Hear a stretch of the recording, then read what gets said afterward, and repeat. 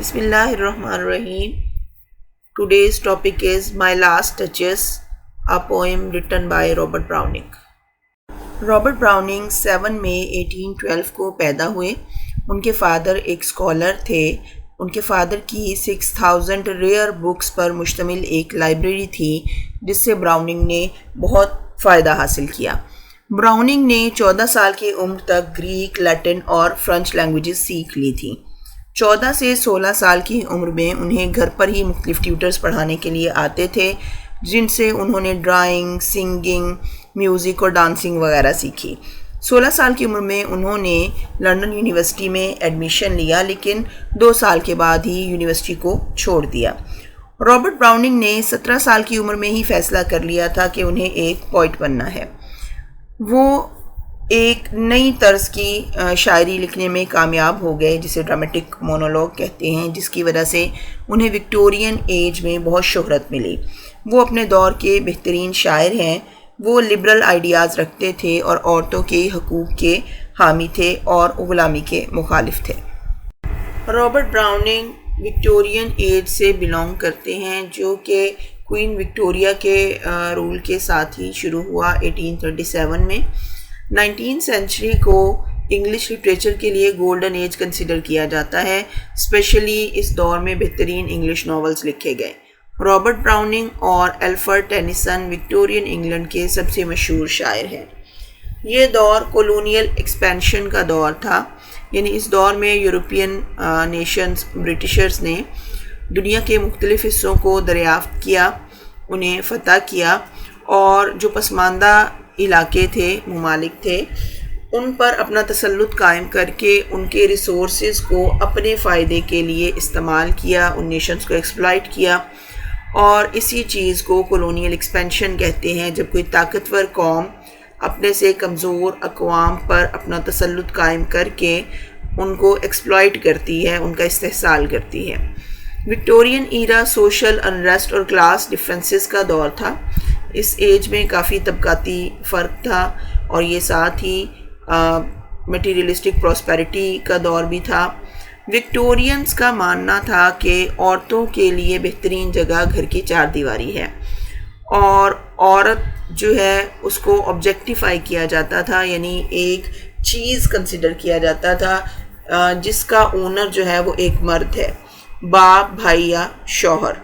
तो इसी को औरतों की ऑब्जेक्टिफिकेशन भी कहा जाता है। उन्हें ह्यूमन बीइंग कंसिडर नहीं किया जाता था और ना ही उन्हें मर्दों के बराबर हुकूक हासिल थे। ये पोएम एक ट्रू इवेंट पर बेस्ड है। 13 इयर्स की लुक्रेजिया की शादी 24 इयर्स के ड्यूक अल्फोंसो के साथ हुई। डचेस की मौत बहुत ही सस्पिशियस कंडीशंस में हुई। कहा गया कि उनकी मौत टीबी की वजह से हुई है, जबकि रूमर्स है कि डचेस को ड्यूक अल्फोंसो उसके हस्बैंड के कहने पर जहर दिया गया। इसी इवेंट से इंस्पायर होकर रॉबर्ट ब्राउनिंग ने अपनी dramatic monologue my last touches लिखी। डचेस की मौत के बाद ड्यूक अल्फोंसो ने रोमन एम्परर फर्डिनेंड फर्स्ट की बेटी बारबरा से इंगेजमेंट कर ली। इस पोएम में रॉबर्ट ब्राउनिंग ने साइकोलॉजिकल रियलिज़म की टेक्निक यूज़ की है। इस तरीके में जो पोइट हैं वो किरदारों की इंटीरियर मोटिव्स, यानी कि उनके अंदरूनी मकासद, उनकी नफ्सियाती हालात, उनकी ज़हनी कंडीशन के ऊपर जो है वो फोकस करता है और सिंपल स्टोरी टेलिंग नहीं होती है। माय लास्ट टचेस जो है वो 1842 में ड्रामेटिक लिरिक्स में पब्लिश हुई थी। ये एक इक्फ्रेस्टिक वर्क है। इक्फ्रेसिस का मतलब होता है जब किसी पीस ऑफ आर्ट के ऊपर डिटेल में डिस्कशन होती है तो उसे हम इक्फ्रेस्टिक पोएम बोलते हैं। रोमांटिक पोइट्री सब्जेक्टिव हुआ करती थी, यानी उसमें पोइट्स जो हैं वो अपने फीलिंग्स और अपने थॉट्स को ही एक्सप्रेस करते थे, जबकि ब्राउनिंग ने ऑब्जेक्टिविटी की तरफ मूव किया है इस पोइट्री में अपने ड्रामेटिक मोनोलॉग में, यानी कि उन्होंने अपनी फीलिंग्स पर फोकस नहीं किया बल्कि उन्होंने गैर जानिबदार रहते हुए अपनी सोशल कंडीशंस को, सोशल ईवल्स को और किरदारों को जो है वो डिस्क्राइब किया है। हर पोइम की कोई ना कोई टाइप या कैटेगरी यानी योनरा होता है। ये पोइम एक ड्रामेटिक मोनोलॉग है। ڈرامیٹک مونولوگ ایک ایسی پوئم ہوتی ہے جس میں ایک فرضی کردار لسنر سے مخاطب ہوتا ہے اور اسپیکر کے ڈائلاگ سے ہی ہمیں پتہ چلتا ہے کہ لسنرز کون ہیں، ارد گرد کا ماحول کیسا ہے اور اسپیکر کا کیا کردار ہے۔ پوئٹری میں صرف نریشن ہوتی ہے اور ڈرامہ میں ایکشن ہوتا ہے، لیکن ڈرامیٹک مونولوگ دونوں کا کمبینیشن ہے، تو اس میں ڈرامہ یعنی کہ ممیسس اور ڈائجیسس یعنی سٹوری ٹیلنگ دونوں ہی چیزیں ہوتی ہیں۔ ممیسس اور ڈائجیسس کی یہ ٹرم جو ہیں ایرسٹوٹل نے اپنی بک دی پوئٹکس میں یوز کی ہیں۔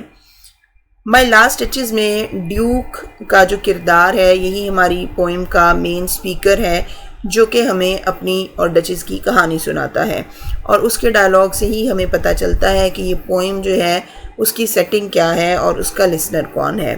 مائی لاسٹ ٹچز میں ڈرامہ کے سارے ایلیمنٹس جو کہ دا پوئٹکس ایرسٹوٹل کی بک میں مینشن کیے گئے ہیں موجود ہیں۔ اس میں ایکسپوزیشن ہے یعنی کہ انٹروڈکشن ہے پوئم کا، رائزنگ ایکشن ہے یعنی ڈچز کی ڈسکرپشن دی گئی ہے، کلائمیکس ہے جس میں مرڈر کی کنفیشن ہوتی ہے، فالنگ ایکشن ہے یعنی لسنر کا ری ایکشن ہمیں دیکھنے کو ملتا ہے، اور ریزولوشن یعنی کہ اینڈ ہے۔ Let's read the text. Ferrara. Ferrara is the name of a place. یہ ایپیگراف ہے۔ نارملی ایپیگراف کسی بھی بک وغیرہ کے سٹارٹ میں ہوتا ہے، تھیم کنوے کرنے کے لیے یا جنرل آئیڈیا دینے کے لیے اس بک کے بارے میں، اور یہ ڈرامہ کی کنونشن ہے کہ ڈرامہ کے سٹارٹ میں جگہ کا نام بتایا جاتا ہے، لیکن یہ ایک پوئم ہے، ڈرامیٹک مونولوگ ہے، تو اس وجہ سے پوئٹ نے اس کو ڈرامہ کی شکل دینے کے لیے اس کے سٹارٹ میں جگہ کا نام مینشن کیا ہے جہاں پر یہ ایونٹ ہو رہا ہے۔ So the Duke says, "That is my last touches painted on the wall, looking as if she were alive." دیوار پر یہ جو پینٹ کی ہوئی تصویر ہے، ڈائریکٹلی پاسبلی دیوار پر پینٹ کی ہوئی ہے یا کوئی پورٹریٹ ہے جو دیوار پر لٹکائی گئی ہے، یعنی یہ میری آخری بیگم کی ہے، ڈچس کی ہے، اور ایسے لگ رہا ہے جیسے یہ زندہ ہو، as if she were alive, it means she is not alive, کہ وہ مر چکی ہے۔ I call that piece a wonder. یہ جو پیس آف آرٹ ہے یعنی کہ جو پینٹنگ ہے دیوار پر، یہ بہت ہی شاندار بنی ہوئی ہے۔ Now Farah پینڈولفس hands work بزیلی a day.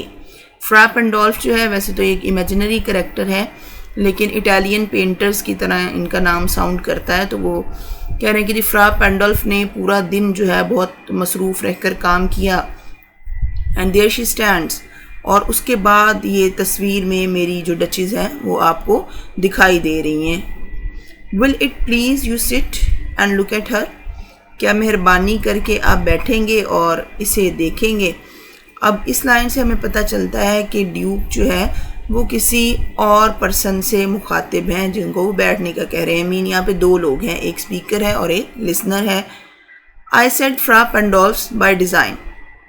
اب وہ کہہ رہے ہیں میں نے جو فرا پینڈولف کا نام لیا ہے نا، یہ انٹینشنلی لیا ہے، جان بوجھ کر کسی مقصد کے تحت لیا ہے۔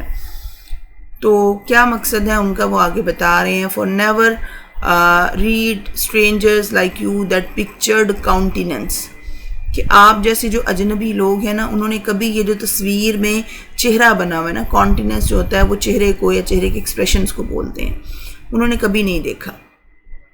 تو وہ کہتے ہیں کہ جی، اور اگر وہ دیکھیں کیونکہ اس پر کرٹن ہے ڈیفینیٹلی پینٹنگ پر، اور یہ کرٹن جو ہے وہ آگے بتائیں گے ڈیوک کہ یہ میں ہی ہٹا سکتا ہوں، کسی اور میں اتنی پاور نہیں ہے۔ تو وہ کہہ رہے ہیں کہ جب لوگ دیکھیں گے، عام لوگ، تو وہ جاننا چاہیں گے کہ اتنی شاندار تصویر کس نے بنائی ہے، تو یہ فرا پینڈولف نے بنائی ہے۔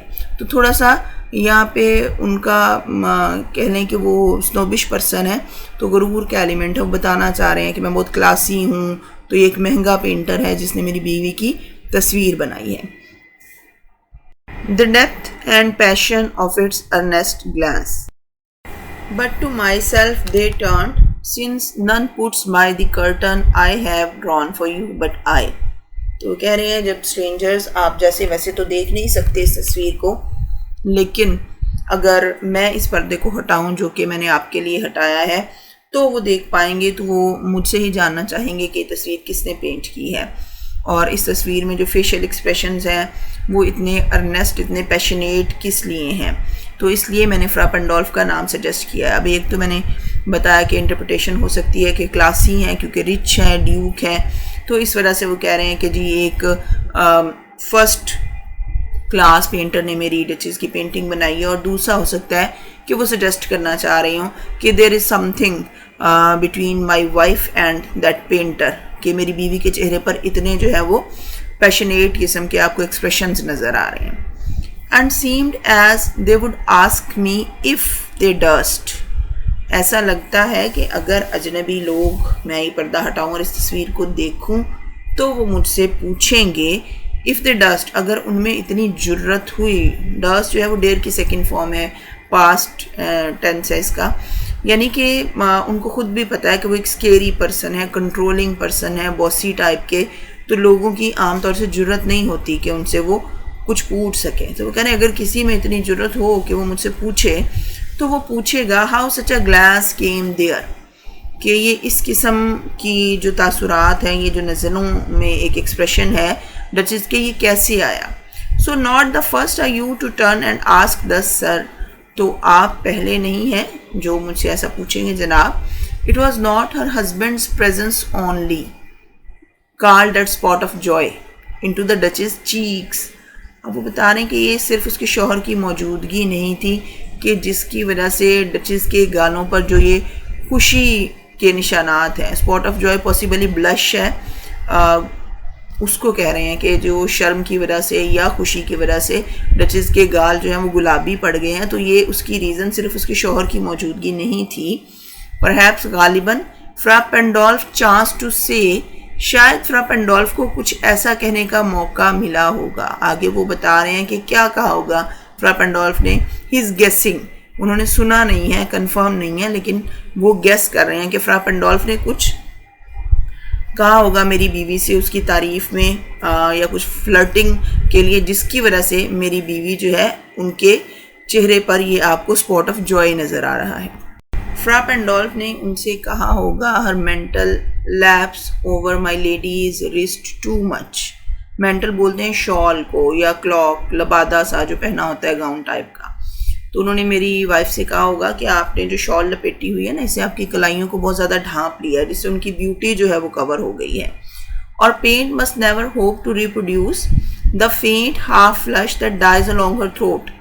یا پھر کہا ہوگا کہ وہ بہت خوبصورت ہیں تو ان کے گردن پر یہ جو لالی دکھائی دے رہی ہے, ہاف فلش ہلکی سی لالی دکھائی دے رہی ہے, اس کو پینٹ کبھی بھی دوبارہ سے اتنی خوبصورت طریقے سے ریپروڈیوس نہیں کر سکتا.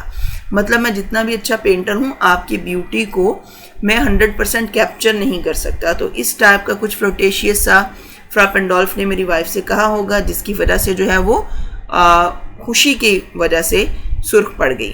سچ stuff was courtesy she thought. اب وہ اپنی بیوی کا ری ایکشن بتا رہے ہیں کہ میری بیوی کے مطابق اس قسم کی جو باتیں ہیں وہ خوش اخلاقی کی وجہ سے, کرٹسی کی وجہ سے کہی جاتی تھیں.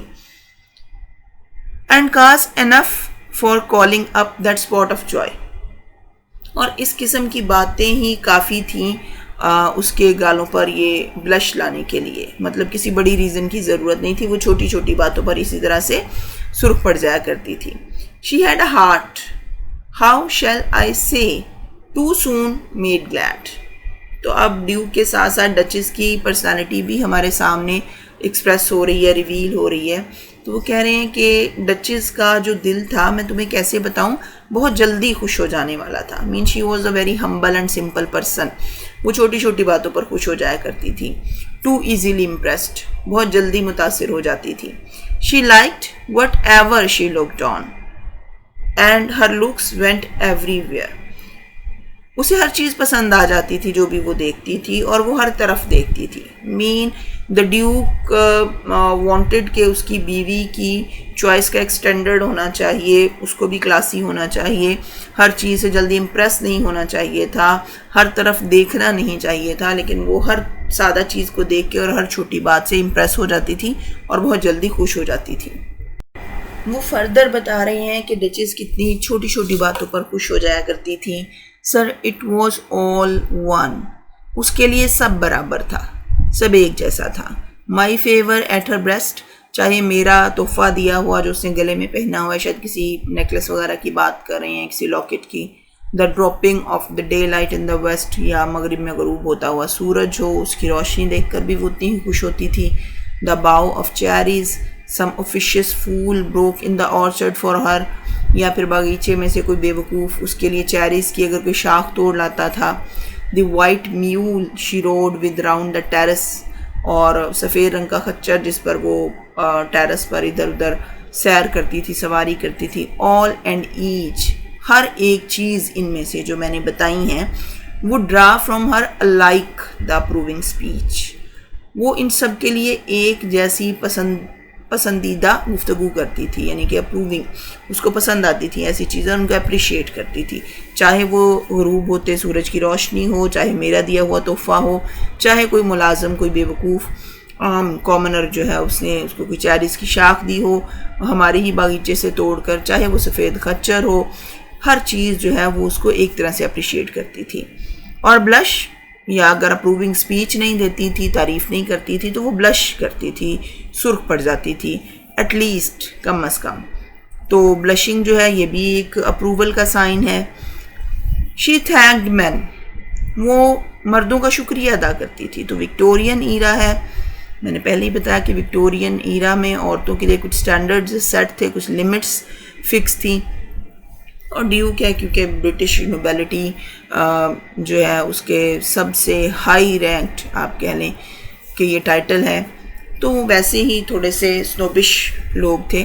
اب وہ کہہ رہے ہیں کہ وہ لوگوں کا شکریہ ادا کرتی تھی، گڈ، اچھی بات ہے، but thank some how I know not how, لیکن شکریہ کس طرح سے میں نہیں جانتا، as if she ranked my gift of a 900 years old name with anybody's gift، اور وہ کیسے ایکولی کاؤنٹ کر سکتی تھی میرے تحفے کو، میں جو کہ 900 سال قدیم ایک عظیم الشان خاندان سے تعلق رکھتا ہوں، تو وہ میرے تحفے کو کسی بھی ایک کامن پرسن کے تحفے کے برابر اہمیت کیسے دے سکتی ہے۔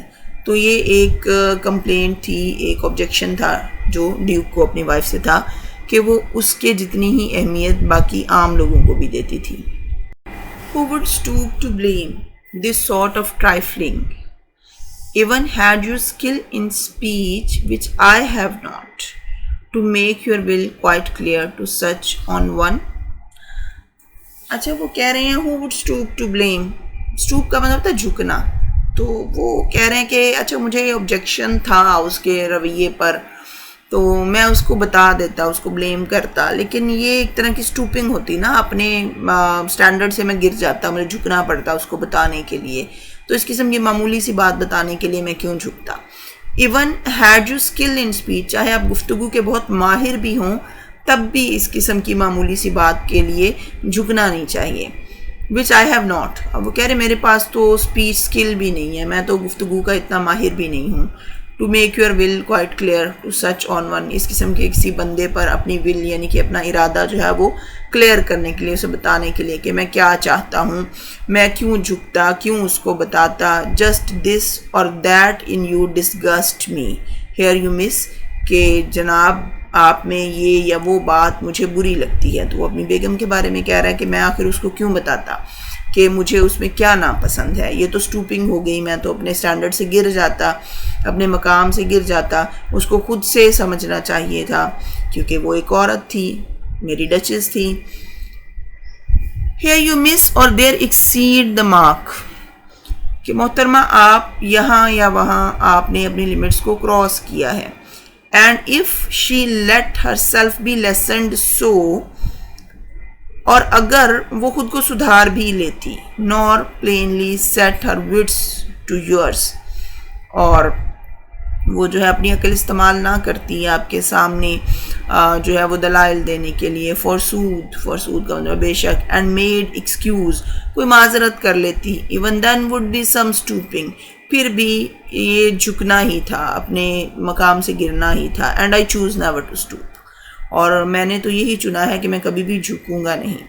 تو وہ کہہ رہے ہیں جی کہ میں اپنی بیگم کو کیوں بتاتا کہ تمہاری پرسنالٹی میں کیا کیا چیزیں مجھے پسند نہیں ہیں، تم اپنی لمٹس کو کراس کر رہی ہو سکتا ہے کہ وہ سمجھ جاتی، ہو سکتا ہے کہ سادہ محض مان جاتی، نہ وہ میرے ساتھ بحث کرتی، اپنی عقل کو میرے پر پریفر نہ کرتی، کوئی بہانہ بنا لیتی، اور جو ہے تب بھی میرے لیے یہ ایسا ہی تھا کہ میں اپنے مقام سے گر گیا ہوں، تو میں نے چوز کیا تھا کہ میں گروں گا نہیں، مطلب میں اس کو نہیں بتاؤں گا کہ مجھے اس سے کیا پرابلم ہے.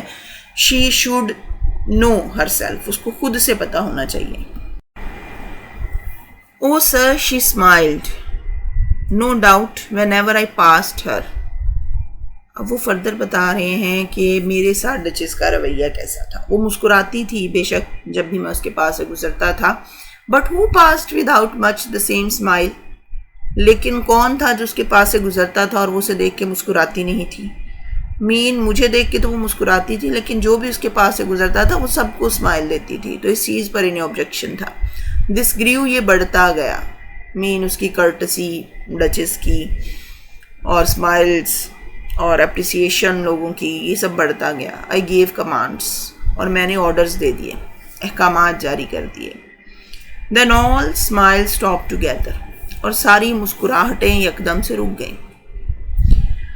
اب کس قسم کے کمانڈز ہوں گے؟ We can make a guess کہ اس نے کیا کمانڈ دیا ہوگا جس کے بعد ڈچس کی مسکراہٹ جو تھی وہ ختم ہو گئی.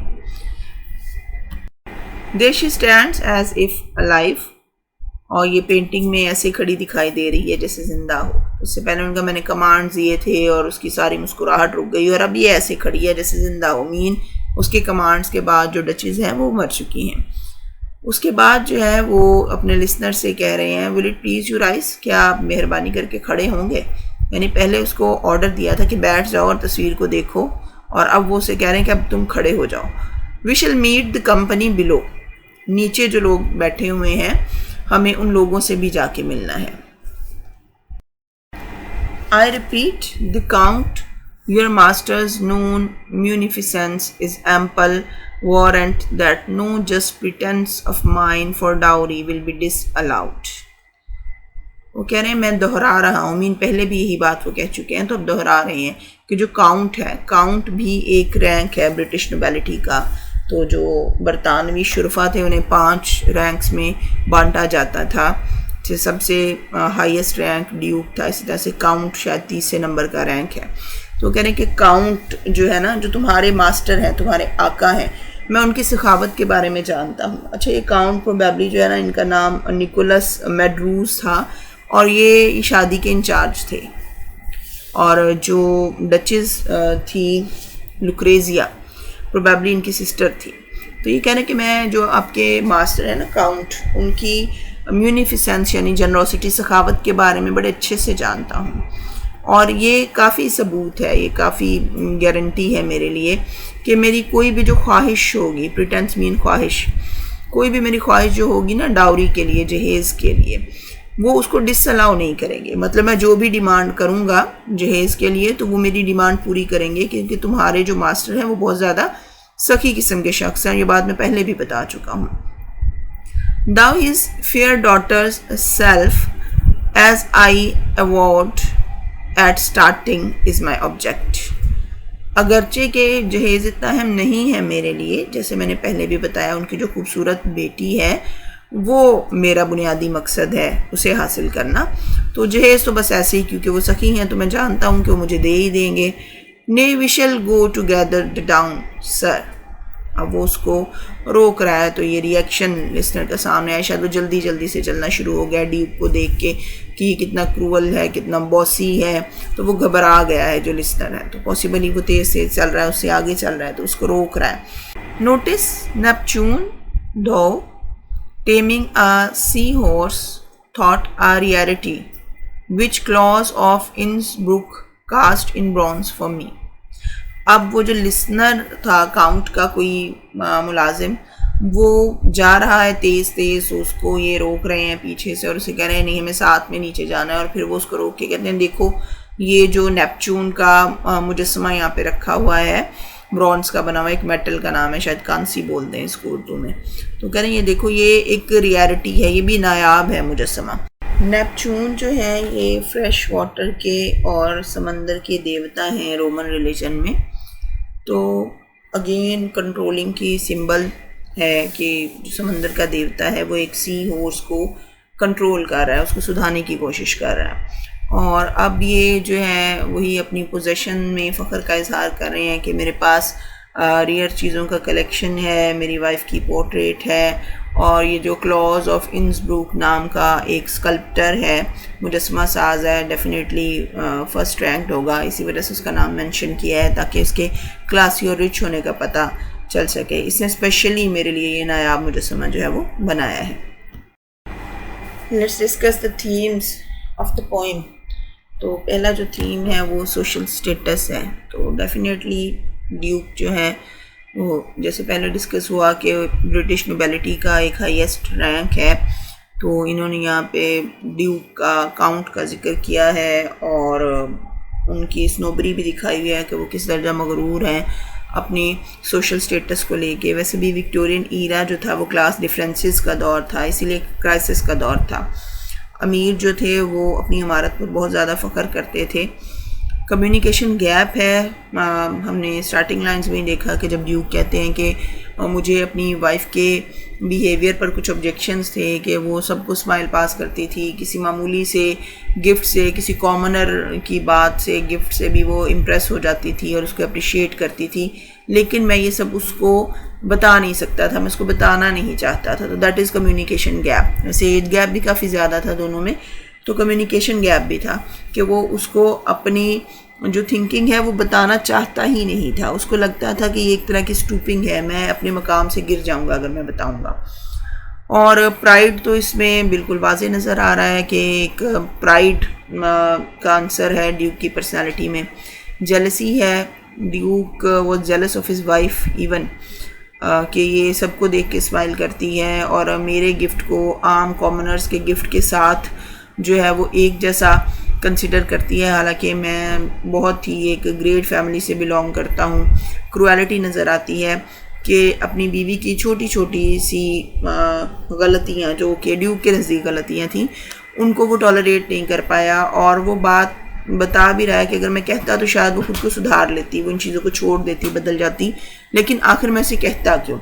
یہ سچ اے کرول پرسن کہ اس نے اپنی بیوی کو مروا دیا، اس کا مرڈر کروا دیا کیونکہ وہ اس کے انڈر کنٹرول نہیں تھی۔ تو اس کی پینٹنگ کے اوپر بھی اس نے ایک کرٹن ڈالا ہوا ہے کہ اس کی مرضی کے بغیر کوئی اس پینٹنگ کو دیکھ نہیں سکتا ہے، تو وہ اس درجہ کنٹرولنگ پرسنالٹی کا مالک ہے۔ تو اس کی کروئلٹی صاف اور واضح نظر آ رہی ہے۔ جو مین کریکٹر ہے، آرٹ ہے، دو پیسز آف آرٹ ہمیں نظر آئے یہاں پہ، ایک پینٹنگ ہے ڈچز کی اور دوسرا جو ہے وہ نیپچون کا اسٹیچو ہے۔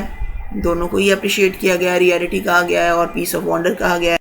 ایلیٹزم ہے، یعنی کہ جو سوسائٹی ہے اس کو ایلیٹ کلاس لیڈ کرے، تو جو کہ کسی طرح سے بھی مناسب نہیں ہے۔ ساری کلاسز کو ایکولی رائٹ ملنا چاہیے کہ وہ سوسائٹی کو لیڈ کریں اور ساری اپرچونیٹیز جو ہیں وہ اویل کریں، لیکن یہاں پہ اپر کلاس کا ہول دکھایا گیا ہے۔